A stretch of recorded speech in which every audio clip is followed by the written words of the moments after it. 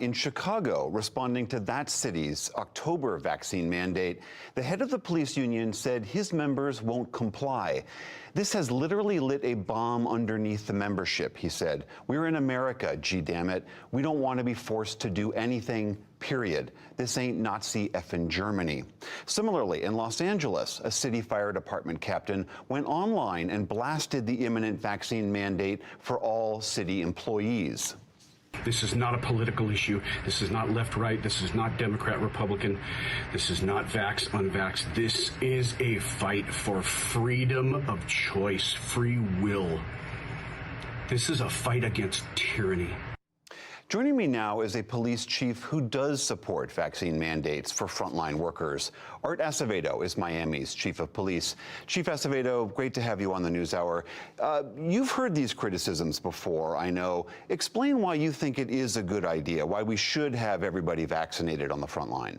Well, because we know that we are out and making public contact as first responders, and that our number one priority is the health and well-being of the workforce and the public itself. And so we would hate to unwittingly spread a deadly virus to a member of the community. And so I believe in the vaccine. I believe in the science. And quite honestly, when you look at the data, less than 1% of people that have died from COVID are people that are vaccinated. So, you got to go with the odds. And the odds are that you're much safer when you're vaccinated, and so is the public. I know in Miami you guys have not instituted a mandate yet. That's a city decision, but you're getting pushback already from your union. I'd like to read a quote here. It is the stance of the Miami Fraternal Order of Police that vaccinations are a choice that should be made personally without coercion or threats. Should Chief Art Acevedo attempt to mandate vaccines, we will be forced to challenge said mandate. How do you respond to that? Well, look, we're public servants, and vaccines have been required, whether it's school, employment, the military. And so I would just say that, fortunately, here in Miami, what we're starting to see with the uptick due to the Delta variant and the lethality of the Delta variant, and now with the approval, formal approval by the FDA, we're starting to see more and more employees are coming up and saying, hey, I'm getting vaccinated. I'm going to go do it. And so we're still hopeful that common sense will win the day, that we won't have to mandate them. But I think that the time will tell where we go as a city and as a nation. I mean, as you say, Florida is suffering record high cases, near record daily deaths. The hospitals are full. Funeral homes can't keep up. What is your sense as to why this resistance exists among the rank and file? I wish I knew the answer to that. Unfortunately, it's just another indication of the division in this country where we politicize everything. Like I encourage people that when you want to find out about the weather, you go to a meteorologist. When you want to find out about what to do in terms of a vaccine or a virus or a public health issue, you go to the doctors, you go to the scientists. And so luckily, again, with the FDA approval, I think that people are starting to get more comfortable with it. And I'm hopeful that common sense will win the day moving forward. Do you think this is all partisan politics, though? Because I have heard from a lot of people that there are people out there, they may not consult the CDC or epidemiologists or public health officials. Do you feel like you guys have done a good enough job trying to assess rank and file's questions about the vaccine and then try to address those questions? Yeah, we are. We are paying attention to the information. We're giving information to folks, and but to say that it's not a political issue. I listened to the soundbite you played earlier. Lord, you'd think it was the beginning of the revolution just because you want somebody to get vaccinated, where the data and the science shows. Look, vaccinations are not a new science. Vaccinations have been saving lives forever. I'm starting to print and tweet out letters that I do for all peace officers that come to my attention and have died. I've always done line of duty death letters, and I can tell you I've signed hundreds of letters for active duty members of law enforcement. That's law enforcement who've died of COVID. Of COVID, and it's been hundreds for me. So I'm tweeting those. I just started tweeting them recently. I did 10 a couple days ago, 6 last night. I just did 10 more today, 2 more today.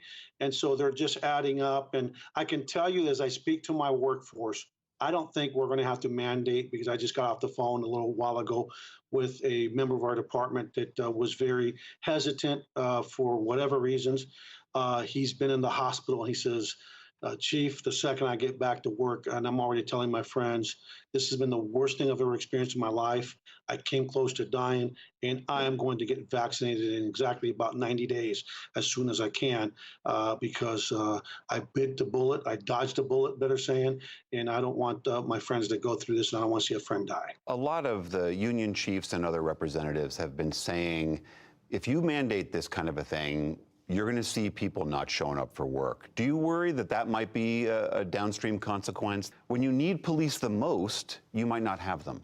Well, look, whether you have them, whether out with COVID or they're being buried from dying from COVID, it's an issue either way you go.